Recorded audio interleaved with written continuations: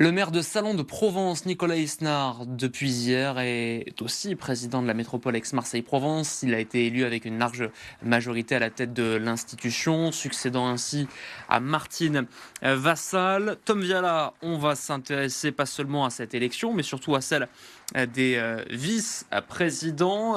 20 vice-présidents, que faut-il retenir de ces nominations? Eh bien, beaucoup d'éléments à retenir. Vous allez voir, c'est très intéressant, Stéphane. Et déjà, la déclaration qu'on peut retenir de cette élection, c'est Marseille ne retrouve non pas une place d'hégémonie, mais une place importante, celle de la capitale de la métropole. Et c'est signé, évidemment, du maire de Marseille, Benoît Payan, à la suite de l'élection. Il n'a pu cacher, évidemment, sa satisfaction, puisque 5 des 20 vice-présidents sont donc issus du printemps marseillais. C'était l'une des conditions, voire des exigences du maire de Marseille. Et on peut dire qu'elle a été respectée avec, donc vous allez le voir, plusieurs signaux intéressants. Déjà, c'est que le premier des vice-présidents, c'est Pierre Huguet, le chef de file du printemps marseillais et adjoint à l'éducation à la mairie de Marseille entre 2020 et 2026. Sa candidature, elle a été proposée directement par Nicolas Isnard en accord avec la mairie de Marseille et la précision est importante. C'est une très belle démonstration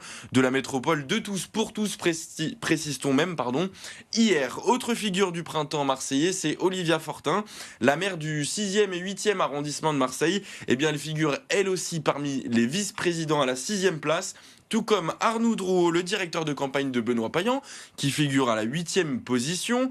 Mais aussi, voilà, c'est un petit peu la preuve de la diversité du printemps marseillais. C'est la présence de Capucine Edou du camp écologiste, mais aussi de Pascaline Lécorché. Elle figure donc en 10e et 12e position de cette vice-présidence. Bon, beaucoup de proches du printemps marseillais, mais l'une des volontés aussi, si ce n'est la volonté de Nicolas Isnard, c'est d'en finir avec cette métropole marseillo-centrée. Exactement, c'était la condition, si ce n'est la condition du nouveau président donc de la métropole. Et on le voit avec la 2e, 3e et 4e place des vice-présidents donc qui appartiennent à des maires des communes les plus peuplées des Bouches-du-Rhône, puisqu'on retrouve Sophie Joissan, la maire d'Aix-en-Provence, Gaby Charroux, le maire de Martigues, ou encore Robin Prétot, le maire d'Istres. Le 5e vice-président n'est autre que le maire de Mimé, Georges Christiani, qui était à la tête des maires de Provence, qui rassemble environ une centaine de maires des Bouches-du-Rhône. Et puis voilà, l'autre facteur important, c'était la représentativité des 6 bassins